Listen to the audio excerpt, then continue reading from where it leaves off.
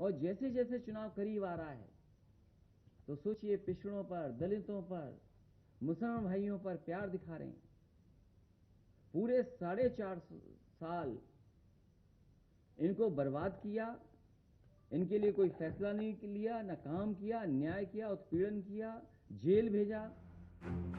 चुनाव से पहले विपक्ष मुद्दों के सहारे सरकार को घेरने की कोशिश में है, तो बीजेपी अपने कार्यकर्ताओं को जनता के बीच जाकर सरकारी योजनाएं बताने की जिम्मेदारी सौंप रही है। इसके लिए हर स्तर पर काम भी किया जा रहा है। ने कुछ प्राथमिकताएं तय की हैं, उन प्राथमिकताओं को आगे बढ़ा सकते हैं, उन प्राथमिकताओं में अपना योगदान दे सकते हैं और एक टीम वर्क रिजल्ट दे, और उस टीम को पार्टी के साथ जोड़ करके अगर आप कार्यक्रम कर पाएंगे, उसके बेहतर परिणाम आएंगे। वो आपके लिए आने वाले भविष्य के लिए, एक सुनहरे भविष्य के लिए बहुत ही अच्छी स्थिति पैदा करेगा। आपको जनता ने चुन के भेजा है, आप जनता के नेता नहीं हैं, आप जनता के विश्वास के कस्टोडियन हैं। उसको विश्वास को संभाल के रखना ये आपकी जिम्मेवारी है, इसको हमको समझना चाहिए। और उसकी विश्वास को हम कैसे संभाल कर रख सकें, इसकी हमको चिंता करनी। 2022 के चुनाव में विकास का मुद्दा कितना असरदार साबित होगा ये कहना तो मुश्किल है, लेकिन दोनों पक्ष विकास करने का दावा कर रहे हैं।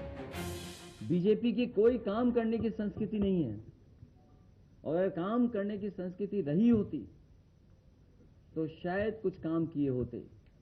आज भी वही समाजवादियों के काम उद्घाटन किए जा रहे हैं, नाम बदले जा रहे हैं। चाहे वो बड़ा काम हो, छोटा काम हो, समाजवादियों के बनाए हुए काम ही का उद्घाटन करें, उन्हीं का फीता काट रहे हैं। तो 2016-17 में आपका पर कैपिटा इनकम जो था वो 47,116 रुपए साल का था। आज आपका, और ये 2017 की बात बता रहा हूं, और आज आपका पर कैपिटा इनकम जो है वो 94,495 रुपए पहुंच गया प्रति वर्ष। इस बात को हमको समझना चाहिए। यानी कहां 47,000, दुगना आपने पर कैपिटा इनकम पहुंचा दी। इस बात को हमको समझना चाहिए। सबके अपने अपने आंकड़े हैं और सबकी अपनी अपनी सोच है, मगर इस चुनावों में किसानों का मुद्दा भी नजरअंदाज नहीं किया जा सकता। लिहाजा किसान आंदोलन को हथियार बनाकर विपक्ष लगातार आक्रमण कर रहा है, जबकि बीजेपी के नेता हर मंच से किसान कल्याणकारी योजनाएं गिनाकर अपना पल्ला मजबूत करने की कवायद में है। इतने वर्षों के बाद, सरकार में रहने के बाद, दिल्ली और उत्तर प्रदेश की सरकार होने के बावजूद भी सबसे ज्यादा संकट में अगर कोई है तो वो हमारा किसान है, अन्नदाता है, जो हमें रोटी देता है, जो हमें पहनने के लिए कपड़े देता है। आज सबसे ज्यादा दुखी वही किसान है।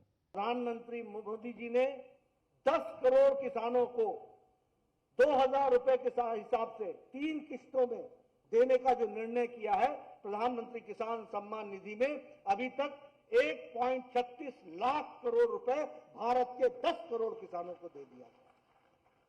क्या ये हम आंकड़े याद रख करके चर्चा नहीं करेंगे? ये हमने एजेंडा सेट नहीं करना है क्या?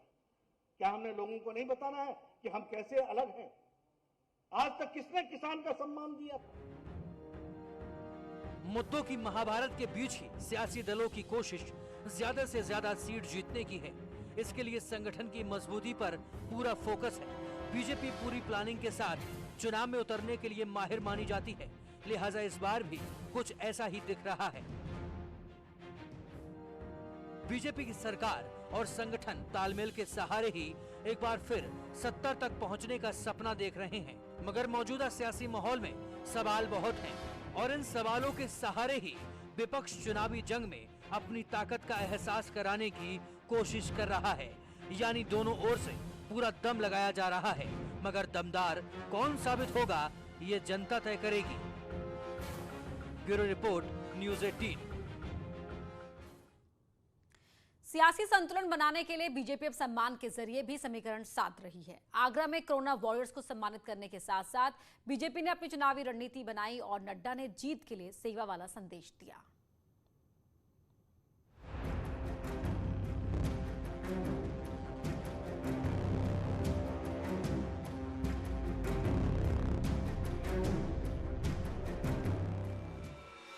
जेपी नड्डा का 2 दिन का यूपी दौरा बीजेपी की चुनावी तैयारियों के लिहाज से बेहद अहम रहा। पहले लखनऊ में बैठकों के जरिए चुनावी रणनीति तैयार की गई और अगले दिन ब्रज में संगठन की मजबूती की बात हुई ताकि अवध तक पहुंचने की आस पूरी हो सके।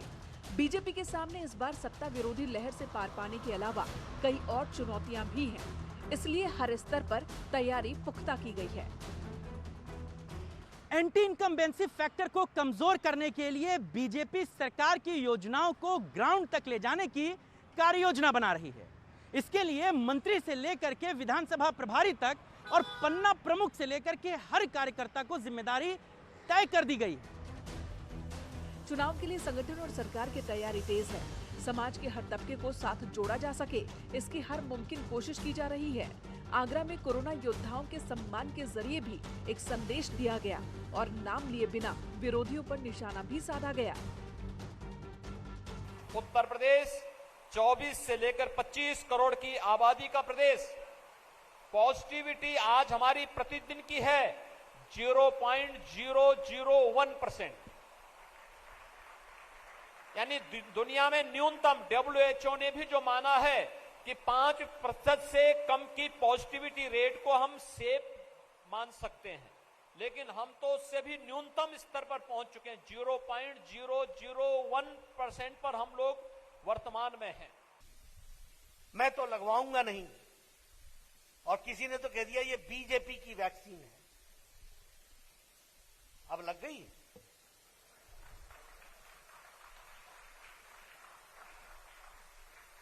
ऐसी छोटी सोच वाले बड़े प्रदेशों को कहां चला पाएंगे? चुनाव से पहले चुनौतियां खत्म करने के लिए बीजेपी प्लान बना रही है, लेकिन जेपी नड्डा के दौरे को विपक्ष अलग नजरिए से देख रहा है। अब जब उत्तर प्रदेश की व्यवस्था को आदित्यनाथ जी ने गड्ढा कर दिया है तो नड्डा साहब क्या कर पाएंगे बेचारे। तो हर चीज को उन्होंने गड्ढा कर दिया, सड़कों को गड्ढा कर दिया, स्कूलों को गड्ढा कर दिया, अस्पतालों को गड्ढा कर दिया। तो अब आप देख ही रहे हैं, जल जीवन मिशन में गड्ढा कर दिया। तो भ्रष्टाचार का गड्ढा इतना गहरा कर दिया आदित्यनाथ जी ने कि नड्डा साहब उसमें कुछ नहीं कर सकते। कोई राष्ट्रीय अध्यक्ष कैसे कहेगा वो हार जाएगा? उनके मुख्यमंत्री में हिम्मत नहीं हो रही लोगों का सामना करने के लिए, इसलिए राष्ट्रीय अध्यक्ष से कहलवाना पड़ रहा है। बेहतर होता कि मुख्यमंत्री बता देते कि हमने इतना विकास किया, इतना काम किया, लोगों को हक हिस्सेदारी दी है, वो बूथ जीत जाएंगे। राष्ट्रीय अध्यक्ष जी आप देश में संभालो, यहाँ मत आओ। लेकिन मुख्यमंत्री का कॉन्फिडेंस नहीं है, इसलिए उन्हें राष्ट्रीय अध्यक्ष जी की मदद लेनी पड़ रही है। पूरे केंद्रीय नेतृत्व को बार बार बुलाना पड़ रहा है। नड्डा जी बोरिया बिस्तरा बांध लीजिए। नड्डा जी बोरिया बिस्तरा बांध लो।